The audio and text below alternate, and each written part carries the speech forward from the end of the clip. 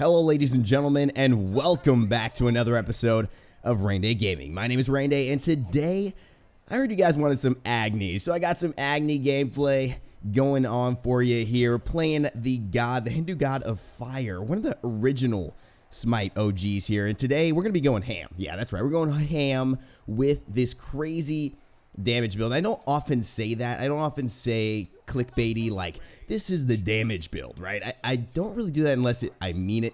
This build is going to give you some insane amounts of damage, and the thing is with Agni it really works well because he's a very utility oriented mage in a lot of ways. He can do a lot of damage, right? But he's got a lot of stun potential. He's got a great dash and escape, so if you build him with cooldown, you're going to have a lot of just utility for the team fight. You're going to be able to stun a lot of people. You're going to be potentially one of the best ways to set up a fight. And with this build, it's less about setting up a fight. It's less about being always on the move. It's more about positioning, timing, and just wrecking people when you get into it. But anyways, guys, we're going to get into it. I'll show you the gameplay and the build.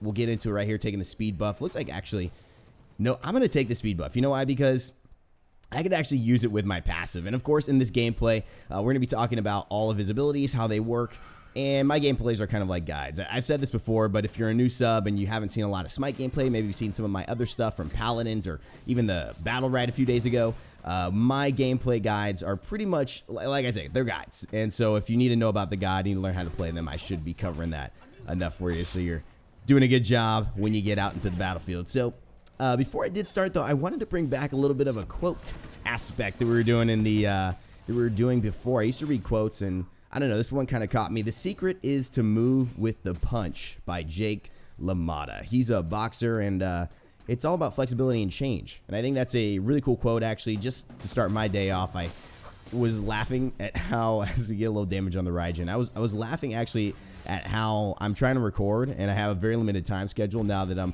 working with high res and still trying to do the YouTube channel. And all of a sudden, this company of construction starts doing these loud noises outside my room. And that was so funny. I used to complain about that in my room back in LA. Like, there's all this construction as the Loki takes down our Janice and they get the first blood there. Not much I can do about it. And the Nox with the Darkest of Night, she's going to clean that one up as well with her ult. So we're in a pretty bad spot, but I am going to hopefully get the stun and deter them. Beads used by the Bologna, so we will get a couple of consolation prizes, but definitely didn't get the victory there. But look at that nice portal there by the Janice. Oh, the firebomb's going to clear it up, and that's going to take down Mademoiselle as I get the kill here, getting some damage onto Raijin as well, again with my ultimate. And let's talk about how they work. So anyways, just a funny little story, kind of just, you know, learning how to say, you know what, who cares if you got construction around, right? Who cares if something's going on in your day? Just go with it and do the best you can. Hey, maybe make a funny story that makes someone laugh while they're watching your gameplay, right? So that's the idea with all that. So it's Agni's passive is called Combustion. Pretty much what it is if you hit basic attacks, you will build up these this kind of flame bar on your left-hand side. When you hit 4, you'll gain a buff, and that buff deals a total of 30 damage plus 60% of your magical power as damage. It's pretty easy. It does it by tick, so it's like 0.5 seconds for 3 seconds, but the really easiest way to look at it is take 60% of your magical power, and it's going to do that amount plus 30. And that's only when you have that passive up. So for Agni, a lot of the goal is to always try to be basic attacking the minion wave before you clear it. Basic attacking from range as well. A lot of people underestimate basic attacks from mages in general, as we almost get the Nox. She's forced to Aegis though, but this Raijin looks really low. He's going to actually have to teleport away and stay to safety. But again, a lot of people underestimate mage basic attacks. They hurt. They do a lot of damage. I mean, three basic attacks late game with a mage, that's like 300 damage. That's just as much as pretty much any ability. As Yokozuna, oh my god, deletes the Bologna. I was just trying to get some damage, but that was perfectly timed. We're not on TeamSpeak, everybody, obviously, but that was crazy. All right, so the Bologna goes down, so it's 2-2. We're tied here. Haven't really been able to get actually any rhythm going on with our team. We kind of just been going back and forth. The Raijin's gone for me a couple of times for this, but I'm going to get back. You know what? You want to deal with me, Raijin? Yeah, what up, dog? You better back it up. And there's the passive doing the work. DK Win gets taken down by my passive. Here's the Loki as well. I'm going to have the Purification out. I throw my Noxious Fumes down just to scare him away that don't have the stun available, but I wanted him to think I did, and that was the only thing I could have done. So Pretty much just used it as a scare tactic, but now I'm ready to go. And there's the stun onto the Loki.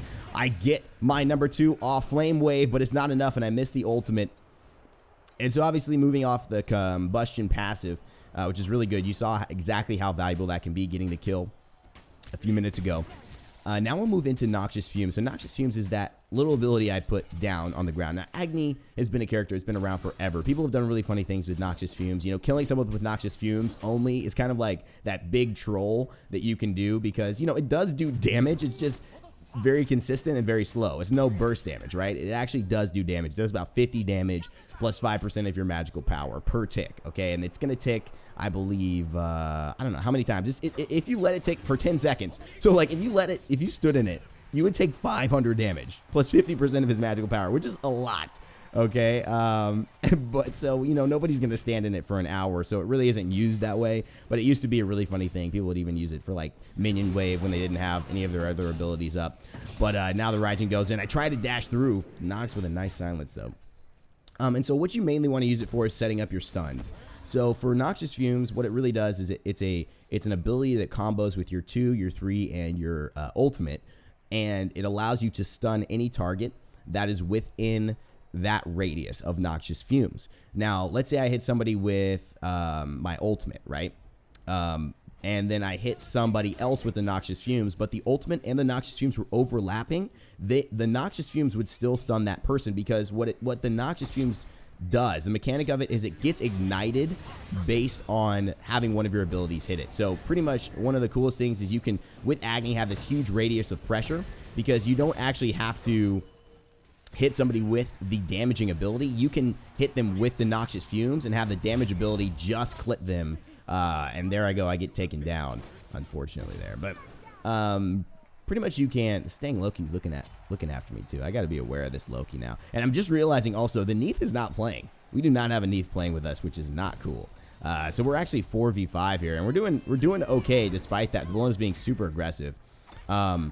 So that may have been hard to explain, but as you see there's the stun. That's the basically effect of Noxious Fumes in combination with my number 2, Flame Wave. Flame Wave, what it pretty much is a simple line, a damaging ability. It's very simple. One of the earlier design gods, you could tell just the kit is super simple in that regard. This is just damage in a line, right? Damage in a line. It did there.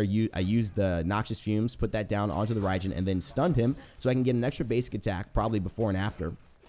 Most likely after, though. Before is a little bit, you have to preempt that. But after, you definitely get that extra damage. And that's 100 damage. Like I said, that matters. That ends up adding up and putting them into potentially that kill threshold. What I mean is that threshold where all your enemies, all your teammates see them at that level and they say, yeah, that's a free kill. Like that Janus, look how many people just went. 3 people just went on that Janus. You know why? Because his health pool said free kill, right? So that's why everyone was like, yes, let me get that. I want that kill. And so just that 100 damage could make the difference to where it seems like, yes, this person's going to die. And there it is. There's the stun and the basic attack afterwards onto Mademoiselle. That's my second kill onto her. And I'm 3-1. And now these people look like they have done too much. They might have picked off more than they can chew. And that's the jump. Raijin's got nowhere to go. He's going to hit with the Flame Wave. Actually, not the Flame Wave. It's going to Path of Flames. And he might go down. The Nemesis taking the kill credit for that one. Fafnir jumps into the dragon form. Is he going to come around? Well, we know Loki just disappeared. Got to watch out for him. Where's that? Oh, where is that stinking Loki? Oh, is he hiding over? Oh, my God. Look at this. You better have a plan, bro. Gets the stun. Oh, whoa. Goes into the ult. He missed the ult. Oh my goodness gracious. This Loki, I don't know. Okay. I traded an ability that lasts 2 seconds and he traded his ult. That was definitely a good trade for me. And you know, I'm still hiding here. So we got the pin boots. Oh my God, the damage onto the Raijin. He is screwed. He's just standing there. And now is the damage going to come out? Ender Beast gets the kill onto DK Win. The Neath cleaning things up. And I'm just trying to zone for my Nemesis. The nice Sanctuary is going to immune her from damage and allow her to get out of the fight. And now I'm back here just controlling the middle lane as a mage, oftentimes wanting to just be around that middle lane so you can always be helping to push the minions. It's super important in Arena to make sure you are pushing the minions and that you are not letting them get behind you. That could be one of the easiest and quickest ways to defeat. A nice Flame Wave, though. It's going to catch a few, but not enough. There's a Nemesis ult, though. This could be the moment. Raijin's spacing me out. I've got no mana, though. I've got just a little bit. My Flame Wave is about to be up. And yes, that's the kill onto the Bologna. That's what I wanted, baby. So that's the kill onto the Bologna. That's 4-1 for me. I've got penetration boots. This Raijin is just super aggressive right now. Let me just go get some mana and kill him really quickly. So we got penetration boots. We've got a Book of Thoth. Okay, he's already dead, but here we go. We're going to get the kill onto the Fafnir as well. Oh, missed the Nox, unfortunately. And as we see here, look at this group of minions that they pushed. If we had not done that, they would have gotten probably, I'd say, I don't know, 20 ticks off of us. That would have been massively important. The Loki's going to immune the stun because he is purification. He has his beads up. And so we'll head back to the lane and then remember to just push. And now we've got this big minion wave, right? This is really important in Arena. When you have the opportunity, all 5 members are up, we should definitely try to attack. Because this is essentially a 6th player for us. This is something they have to deal. They have to put a significant amount of their damage in this fight. So if you force a fight now, they've got to basically siphon off a lot of it into this minion. And so spacing yourself out, forcing that fight. Now here's the Loki. I know he was going for something. I'm going to Aegis right away, Sanctuary actually, so I avoid the potential ult. I kind of tried to guess that. Here's the Bologna. She's in trouble. She's going to go down to the ultimate there. A nice teleport into Raijin, but now he's left with nowhere to go. A very good ultimate by Janice just to buy him time, and that was an ultimate. That was just a basic portal, but that was so smart because it bought him enough time for his teammates to put Raijin in a real big problem. He could not get the kill at that point, and that's one of those gambles that you take, especially against a Janus who's just got so many tools. Even though he's not as good in Arena as he is in Conquest at getting away, he could still buy himself plenty of time, and we seem to be a very aware team. So we clean up the left side speed buff and the left side damage buff. All really good. We're actually not having any contention from buffs, and that's unusual when you have a Loki on your team, because Loki usually can get those buffs better than almost anyone. There's a stun onto the Fafnir. Nice Janus portal. It's going to combine. I don't hit my ultimate, though. That's not good, and I want to finish telling you guys how that works. But there you go. See, that's 250 damage I just put on that Loki just through basic attacks. And now I want the stun. I get the stun onto the Nox, and that's a nice Janus follow-up there. It seems like he's really aware of what I'm doing, so I'm liking that a lot. Now, there's a Bologna. She's looking to get away, and of course, the Loki is gone invisible, so I'm moving myself to the right, and he's following me. Look at this. I hit him with the Rain of Fire, and I hit the ult right on top of me, and that's what's up. The Rain of Fire, actually, and the Flame Wave. That's going to do it. And that's going to take out the Loki who thought he was being cheeky. Well, don't mess with this damage Agni build, dude. This is Book of Thoth, Bancroft's Talon, Soul Reaver going into Spear of Desolation, finishing up with Rada Tahuti. This is not the same. It looks like somebody's asking me to play the Owa Nuwa here as well. And if you guys want to see that, let me know in the comment section below. But, you know, you cannot mess with this. Like, right, the cooldowns, yeah, I don't have my dash up again, right? Normally, if you have 40% cooldown, it'd probably be up by now. But the damage that you're able to do. And here's Loki. Look at this Loki. Oh my gosh. Whoa, that was a little bit of a lag. But look at that. Half his health. Half Loki's health, guys, with one Flame Wave. That is how strong this build is going to be, especially for the squishier characters you might be targeting. It's just going to do so much damage. And look at this. Rain of Fire raining down onto the Bologna and the Fafnir. Raijin's trying to go in on me, but he's got nothing to chew on. And now let's move into the ability I use just to escape, so you guys know what that is. That is called Path of Flames. Simply a dash. It's one of the fastest dashes in terms of frame rates in the game. And I see the Loki here.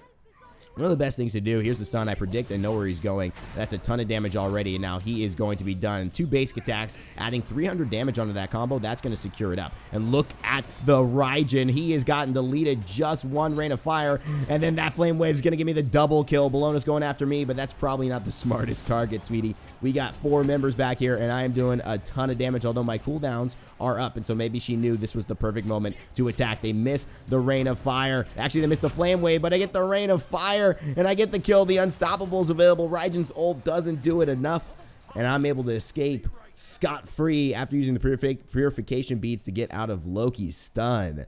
And oh boy, are we moving. 9-1 and 8, guys. It's just showcasing how strong Agni can be in the right place in the right time. Now, why do I have that ultimate up?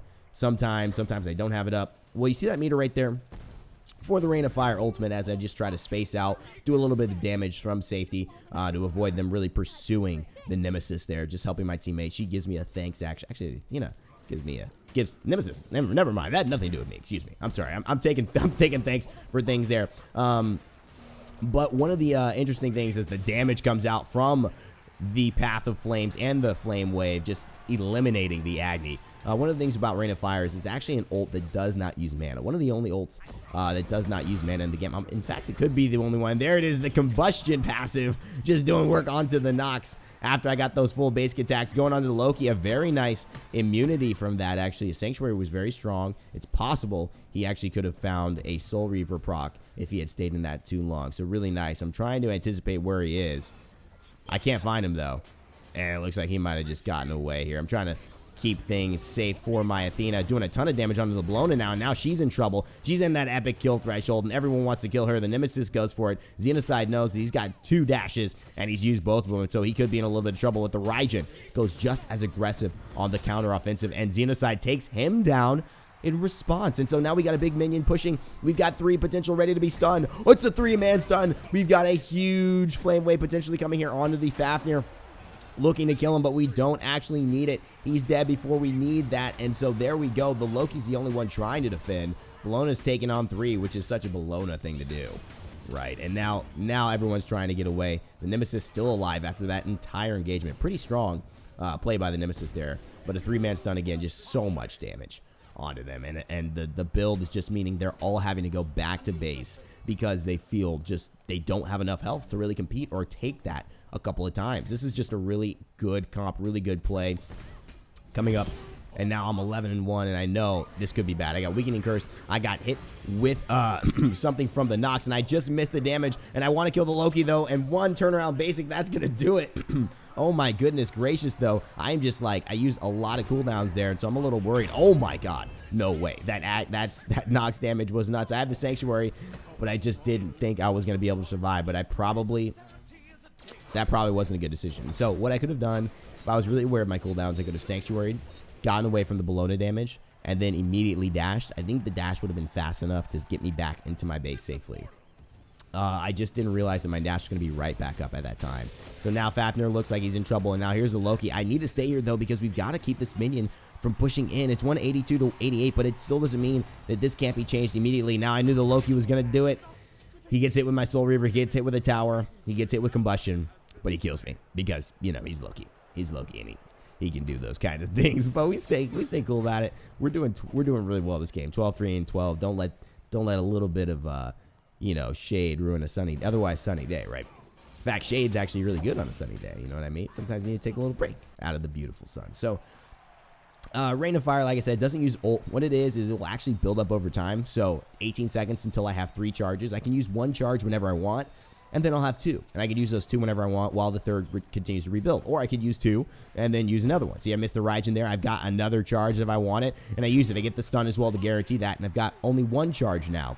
And so one of the keys with Agni is really looking at when do you use all 3, when do you use 1 to just poke with a stun, and when do you build them up? Really, are you just consistently using them so you only have 1 a lot of the time? And there's a Loki. I know I'm going to get the stun. See there, the actual Combustion did not hit.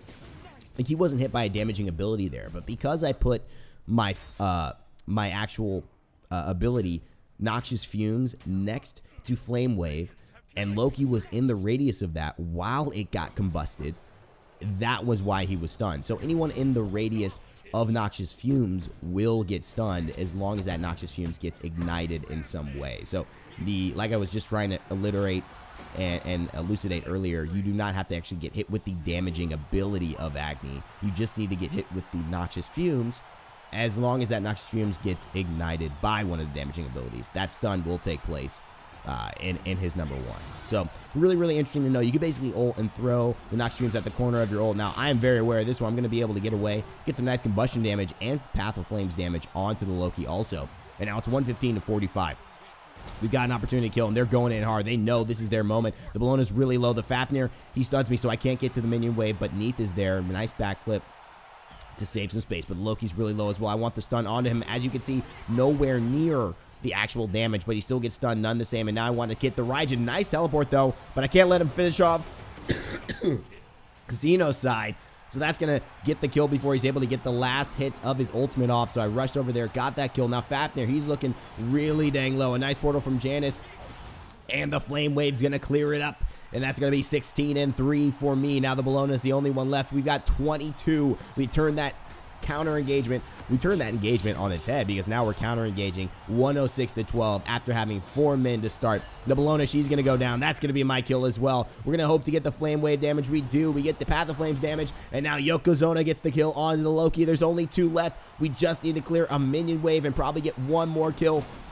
And the Raijin's jumping because he knows this is GG. We get the flame wave damage. Ender Beast goes ahead and cleans it up, and that's the kill. That's the game. Let's go. 33 to 18. 4v5 in the beginning. 99 to 0. 17 and 3 Agni gameplay for you all here on the channel. So hopefully you all kind of got an idea of what Agni does, how Agni's played. You guys can look back at that.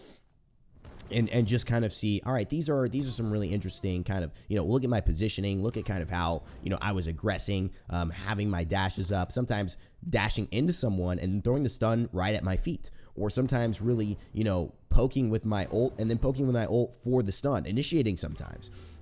This build that we talked about, we didn't talk about it too much, but it's using Magi, it's Book of Thoth, it's Bancroft's Talon, it's Soul Reaver, Spear of Desolation, and Rod Tahuti. I wasn't even able to finish up Rod of Tahuti. I mean, I did a ton of damage. I wouldn't be surprised if I was like 2 to 3 times more damage than anybody else in this game, because this was nuts. Let's see what. So I had 48,000 damage. Okay, the next highest was Janice. It was 39,000, and Janice does a lot of damage. Anyone on their team highest was 32,000. We had a lot of people who didn't even come close. Didn't even break 30. Didn't even break 10, 15. So you could tell about 50,000 damage here in this type of a game. That means this guy's going to be able to do work. Now, this build is expensive. That's why I wasn't able to finish it in this arena match. So if you want something a little bit less expensive, dropping out probably the Spear of Desolation for something a little bit more economical like Obsidian Shard, because Agni's pretty easy at getting those second ticks and comboing his damage. You could even go Spear of the Magus. These are items that have traditionally been pretty good on Agni, but maybe are they good now? We'll have to see. You guys can check it out and experiment all you like. That's just my template. Thanks so much for watching, guys. Whoever you want to see next, let me know in the comment section below. And of course, like, share, comment, and subscribe to the channel. And if you do, welcome to the storm. My name is Raynday, and as always, remember to never give up, never stop gaming, and I'll see you all next time.